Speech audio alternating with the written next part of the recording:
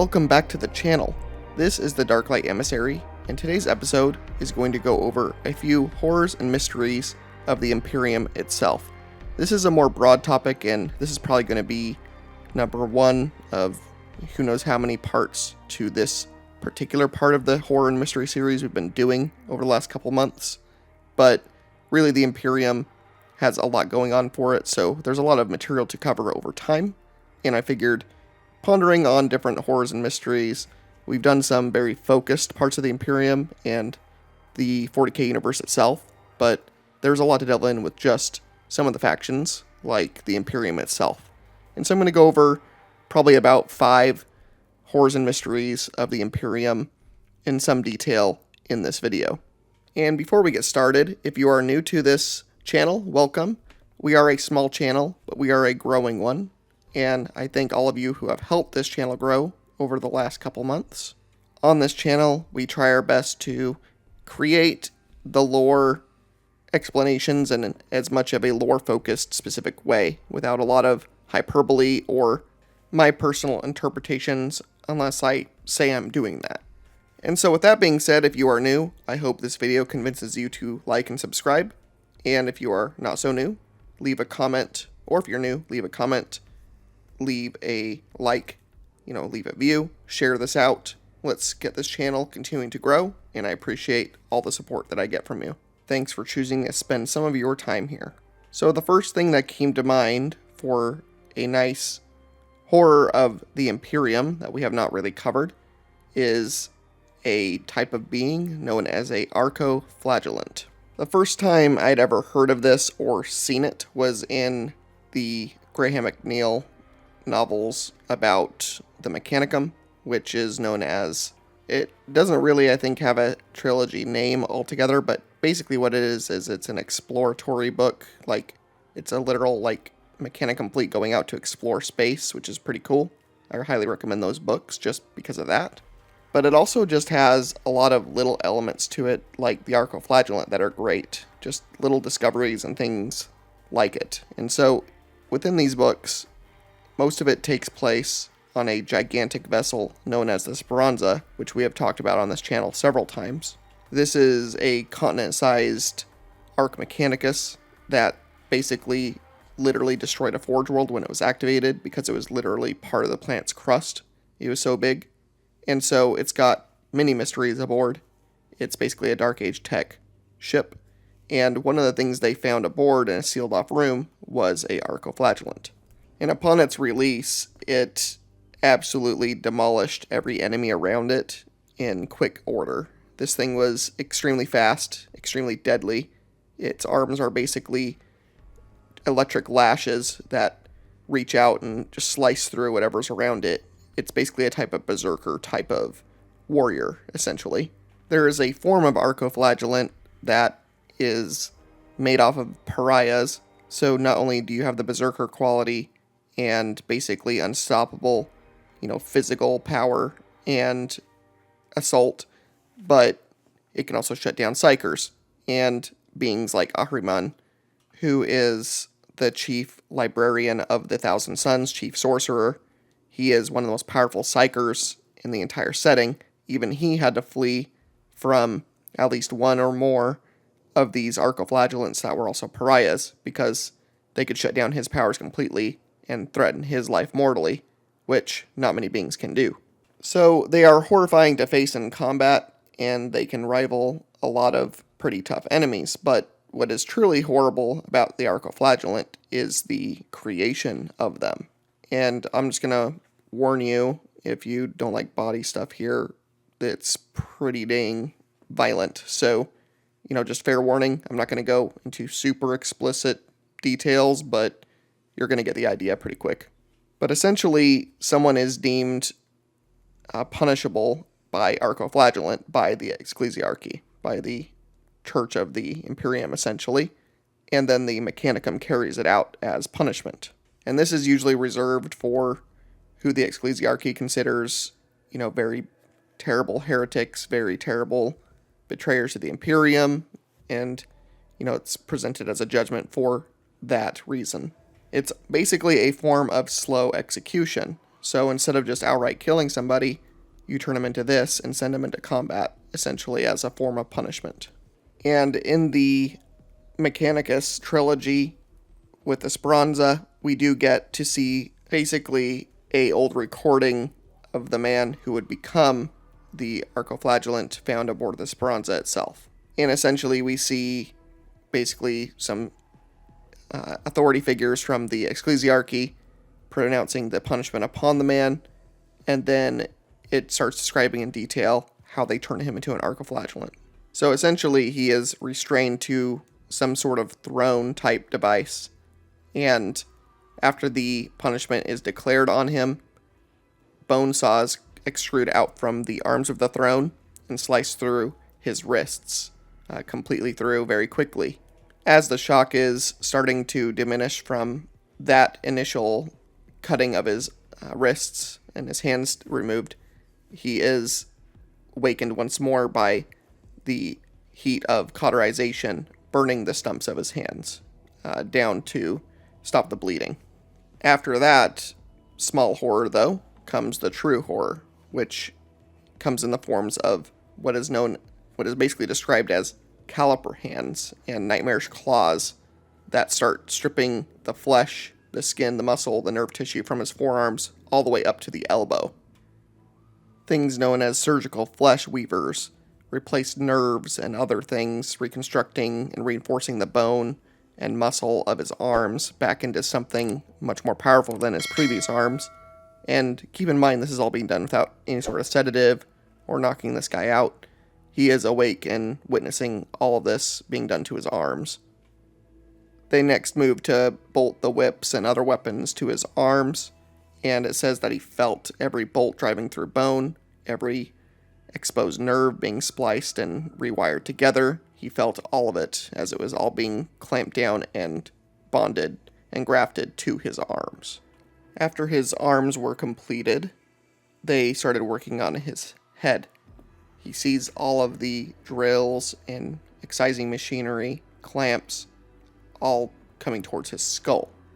He felt drills bore into his skull and neural implants for controlling him, and then he feels the top of his upper skull come off. It says he felt the lid of bone creaking upwards, and the horror of his mind being exposed was almost too much to bear. They dripped sacred oil into his brain cavity itself, naming 16 different saints, and then the mechanical blade limbs start reaching down towards his eyes, with the man begging not to take his eyes, and right in the middle of begging, they tear his eyes out. Delicate clamps keep his optic nerves tight and taut as complex targeting arrays and other apparatus are attached in place of his eyes and grafted and implanted directly into his skull. A cranial cowl and death mask is slotted home over the top part of his face and wired directly into the frontal lobes of what remained of his brain as hymnals blared from unseen augmenters. Just like chaplains of the Space Marines or other beings in the Imperium who wear death masks, death skulls, the rictus agony of the Emperor is also what's on the Arco-flagellant, showing the authority that has punished him, and in similitude, the torture he's going under is the one that they believe the Emperor endures every day. And after all of this horrible stuff goes on, it says that the work continued for another hour, and it says agony upon agony, horror upon horror continues to basically be applied to this man until everything that made him who he was basically scooped away and turned into this Arco-flagellant, this punished being meant to exact punishment upon the enemies of the Imperium and the Emperor himself. And so that is just the Arco-flagellant creation. And, I would definitely consider what the Drukhari or Dark Eldar, what they do, to definitely be beyond this, even more horrible, even more horrifying, but the Imperium definitely tries their best to do a measure of horrifying things to its heretics, its punished criminals, within its walls as well.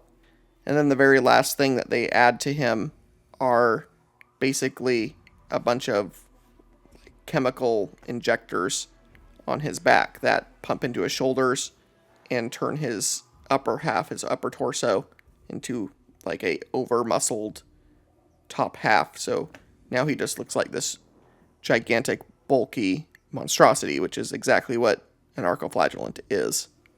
So the moral of the story is, don't do something to make the ecclesiarchy this mad at you, I guess, is the main takeaway. But really, just kind of starting off strong with this entry. I kind of had forgotten until I read some of this again, just how punishing being turned into arco-flagellant was, but I mean, I did remember some of it because it was just so intense. It's one of the most intense reads of vindication, of vindictive punishment that I've read from the Imperium on somebody. And, it's one of those things that, happens within the Imperium, but still, rereading it, it's been a little while, and it's pretty intense. And one thing I didn't mention reading through this excerpt again is one of the things they also do with him is in the helm that they put on him is just endless hymnals and other things just being fed into his brain over and over again while he's in like a dormant state. He's just pounded with scriptural hymns and scripture and all that kind of stuff. Why he's not activated to go to battle. And somehow to me, in some ways, that mental, just assault for possibly hundreds of years before you're activated. I mean, in the case of the Arco-flagellant in the Mechanicus trilogy that I'm referring to, and this excerpt comes from, he was there for a very long time, just dormant. I imagine the mental agony and just constantly being just assaulted in your brain. That's the longer agony than just the short-term physical torture that he went through being turned into this, but it's all bad altogether. Certainly one of the more horrifying punishments you can receive within the Imperium.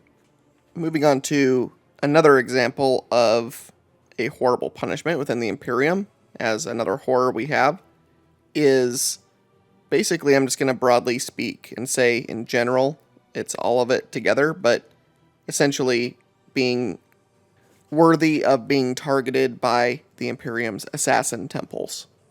Unless you are a being of really just unlimited power, I would say, in some cases. Basically, imagine being Primarch level. Unless you're that, being marked by the Imperium, by the assassins, having any of them sent after you, is basically a guaranteed death sentence.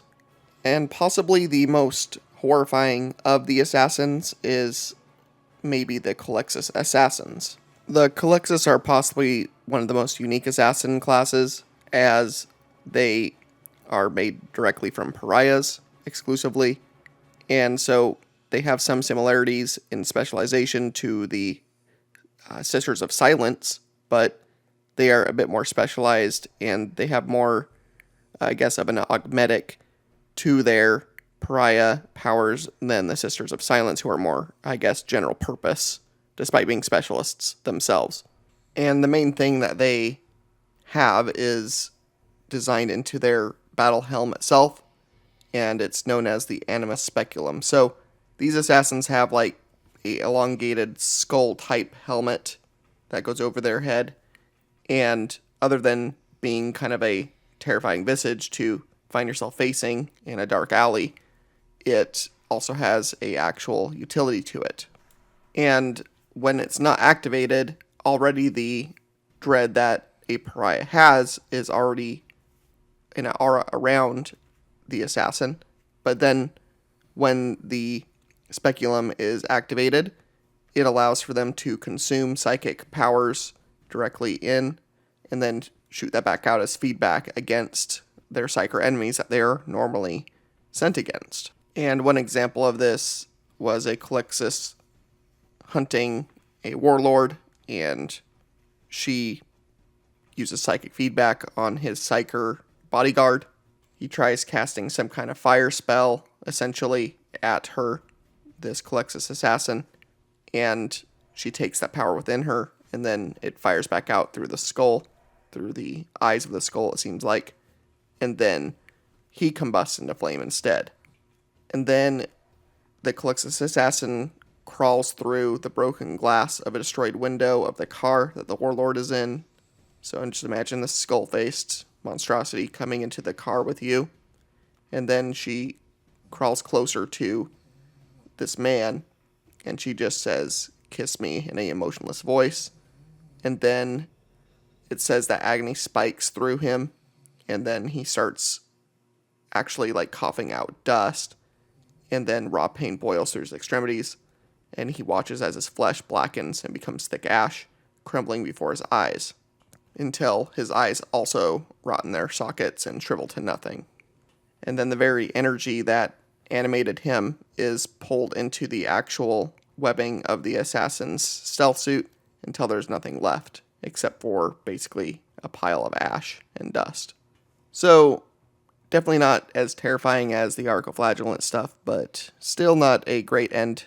And so, you can imagine if you are being hunted by one of these, it's not going to go well for you. And if they find you, I don't know of really too many incidents of being able to survive a run-in with a Culexus. It seems like a pretty ironclad death sentence. And then possibly the last one here, depending on time for this video, is going to be Servitors in general. I'm just going to put that as a broad term. And so if you're at all familiar with 40k, and if you've read a single novel, chances are you're going to read about a Servitor in it. And Servitors are basically what you would call a permanent servant class in the Imperium itself. Servitors are essentially what replace AI within the Imperium.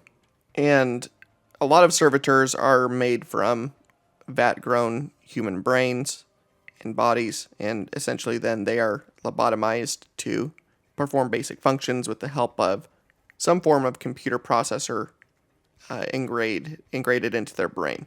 And so they perform everything from mining tasks to being slave to computers, basically being computer parts for ship navigation, ship weapons.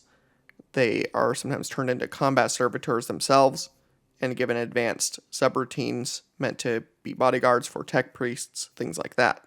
But the most horrifying aspect of servitors is that not all of them are just grown from vats into servitors, which is already kind of a dystopian thing. But several, maybe more than several, probably a lot of servitors used to be normal humans. And unlike Arco-flagellants, servitors can be made from anybody and for nearly any reason by someone within enough power within the imperial structure of government. So imagine, if you will, that you are a normal person within the Imperium, and it's your job to work at some kind of manufactory, and you're creating some kind of something for the Imperial war machine industry, something. And you have to create a certain amount of them per day within your job. So essentially imagine that you have quotas to fill. Now within the Imperium, your job is your job, and unless you get promoted and you're somehow able to make it to some kind of higher governmental position, you are basically stuck in the position you have until your death, essentially. And in the worst factories and in the worst places within the Imperium, you basically work 18 hours a day and then sleep the rest of that time and then come back to work again. And that's your life. Now, imagine you start slowing down in your duties, or you just can't fulfill that demand anymore. You don't just get to retire, essentially. Well, I mean, I guess you do from death if you die of old age, or just from the work, essentially. But if you are young enough and you are just incompetent at your job, then you don't simply get assigned a new job, essentially. You would possibly be punished by being turned into a servitor. And so just imagine that being your punishment for something fairly mundane. It's one thing to be one of the most horrible beings imaginable, because make no mistake, the Arco-flagellant stuff is done to very terrible people. I mean, that doesn't necessarily justify it, of course, but they basically, you could say, they are the closest to having it coming that you could say for an individual. But for many people within the Imperium, it's the mundanity, it's the casual disregard for life that servitors kind of embody. You can be turned into a servitor just because someone within authority doesn't like you. You can be turned into a servitor just because a tech priest just decides to. Like, that's what's terrifying about servitors to me. And what's generally terrifying about being within the Imperium itself and not having any authority to protect yourself within the Imperium. The thought of having your life stripped away at the whim of someone that just may not like you, or because you minorly inconvenienced them, is somehow more terrifying than the other two things that I just talked about, which, again, if a Culexus assassin is coming after you, chances are you probably did something to deserve that. They're not going to spend the resources to just go after no one with such a specialized assassin. That's basically rare within the Imperium. Servitors are not rare, and I would hazard to guess that maybe close to a quarter of them throughout the entire Imperium are of this type of servitor, where they aren't manufactured into that position, but they are basically punished into that position, which is just, to me, that's almost more skin crawling than anything we've talked about. I think one of the main things that makes the Imperium horrifying is just that they have such a casual disregard for life. That, on one hand, they kind of have to be in certain ways to survive as a whole empire, but really they don't. It's just how their culture has gone. Basically, the Imperium is a very bitter, wounded beast, and this is a symptom of that. And it's just, that's the scariest thing to me. That, human lives, individual lives, are basically currency to be spent by those in power. And, there's no one there to protect the lowest of the low. Basically, the lowest of the low is just used up. But to a degree, the Imperium consumes all, from the top of the ladder to the bottom. Basically, everyone lives in service to the system, and if anyone tries to rebel against the system, they are punished. And if anything, those at the top of the leadership, those with the most power, bear possibly the worst punishments. They are the ones that become Arco-flagellants. They are the ones hunted by the Culexus. They are the ones punished the most severely, as an example to the other powerful individuals within the Imperium, really. Whereas no one really notices what happens to the lowest of the low humans. And really, that's almost more terrifying, that you can just be taken away and turned into something and no one's going to notice or care, really. Or if you have a family, they can't really complain to anybody. They'll just be dragged away as well. This is by no means close to this, but the only thing I can think of is if you've ever been falsely banned online somewhere for something you absolutely didn't do, and you get the worst punishment for it. It's basically the same thing here in a much more terrible way. I imagine this is similar to some parts of the world today where, again, people in authority, at the whim of their power, your life can be snuffed out.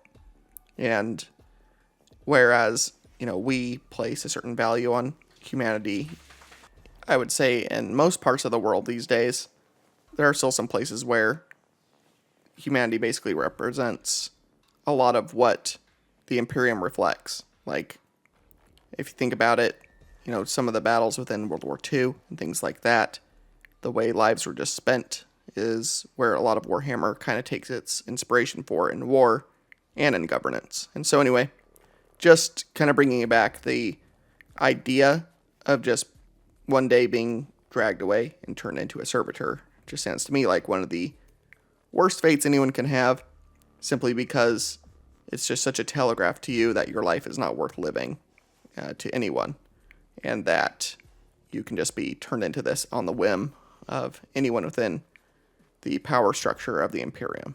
And so this has been a few horrors more than mysteries today within this video, but I'm going to try to delve up some more mysteries. If you guys have a couple you want me to do, send me a comment and I'll look at that. We might do, within the horror mysteries, something with the Imperial Saints. Someone did comment that on a video as an idea, but really this is more of a horror video. I might label this a bit differently from horror and mystery to just several horrors of the Imperium, because that's really what it ended up being today. But as always, I hope you did like this video. Please like and subscribe if you'd like to hear more. And there is quite a few videos in the archives at this point. If you're new, I encourage you to go take a look at them. There's a lot of good content there, both for horrors and mysteries and other topics within 40kLore. I should be live streaming tomorrow around, I would say, 4 p.m. Arizona time, and then later into the evening I should have time. I know I haven't been live streaming, but life has been getting in the way of that. But I should be doing that tomorrow around that time, so I'll be scheduling a stream for around then. I think we'll be jumping back into Battlefleet Gothic Armada to try to finish that campaign as the Necrons. But as always, I appreciate your support, and I hope to see you in the next video, and I hope you have a great day or night wherever you are. Thank you very much for your time.